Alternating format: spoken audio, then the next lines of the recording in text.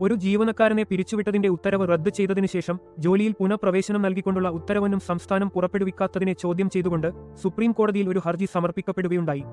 അത്തരം സാഹചര്യത്തിൽ തുടർന്നുവരുന്ന എല്ലാ ആനുകൂല്യങ്ങളോടും കൂടി ജീവനക്കാരനെ ജോലിയിൽ വീണ്ടും പ്രവേശിപ്പിക്കാമോ എന്നതായിരുന്നു കേസിൽ ഉയർന്നുവന്ന ചോദ്യം. 2022 ഒരു കേസിൽ ഒരു മുൻ ജുഡീഷ്യൽ ഓഫീസറുടെ പിരിച്ചുവിടൽ ഉത്തരവ് കോടതി റദ്ദാക്കിയത് സുപ്രീം കോടതി ഉദ്ധരിക്കുകയുണ്ടായി. ആ ഉത്തരവിന് ശേഷം ഹൈക്കോടതിയോ സ്റ്റേറ്റോ ഓഫീസറെ തിരികെ ജോലിയിൽ പ്രവേശിപ്പിക്കുന്നതിനായി യാതൊരു നടപടിയും സ്വീകരിച്ചിരുന്നില്ല. ഒരു ജീവനക്കാരനെ പിരിച്ചുവിട്ടതിന്റെ ഉത്തരവ് കോടതി റദ്ദാക്കിയാൽ അതിന്റെ സ്വാഭാവികമായ അനന്തരഫലമെന്ന് പറയുന്നത് ആ ജീവനക്കാരന്റെ ജോലിയിലെ പുനഃപ്രവേശനമാണ്. പിരിച്ചുവിടൽ റദ്ദ് ചെയ്തുകൊണ്ടുള്ള ഉത്തരവ് വന്ന അതേ തീയതിയിൽ തന്നെ ജീവനക്കാരന് ജോലിയിൽ തിരികെ പ്രവേശിക്കാവുന്നതാണ്. അതിനാൽ തന്നെ ഹൈക്കോടതിയും സ്റ്റേറ്റും ജോലിയിൽ പുനഃസ്ഥാപിച്ചുകൊണ്ട് ഉത്തരവിറക്കിയില്ല എന്നത് ഒരു വിഷയമേയല്ല.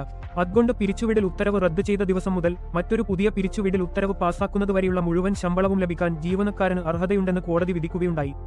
അപ്പീൽവാദിയെ പിരിച്ചുവിട്ട ഉത്തരവിറങ്ങിയ ദിവസം മുതൽ കോടതി അത് റദ്ദ് ചെയ്ത് ഉത്തരവിറക്കിയ ദിവസം വരെയുള്ള കാലാവധിയിലെ ശമ്പളത്തിന്റെ 50% തുക അപ്പീൽവാദി സർവീസിൽ തുടർച്ചയായി ഉണ്ടായിരുന്നുവെന്ന് കണക്കാക്കി അപ്പീൽവാദിക്ക് നൽകാനും കോടതി നിർദ്ദേശിച്ചു.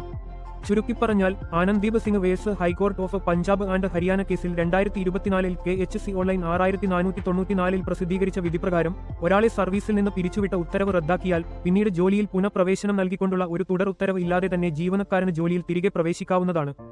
ഈ വീഡിയോ ഉപകാരപ്രദമാണെന്ന് തോന്നിയാൽ ദയവായി ലൈക്ക് ചെയ്യുകയും മറ്റുള്ളവരുമായി പങ്കിടുകയും ഇതുപോലുള്ള കൂടുതൽ നിയമപരമായ വിവരങ്ങൾക്ക് ഞങ്ങളുടെ ചാനൽ സബ്സ്ക്രൈബും ചെയ്യുക.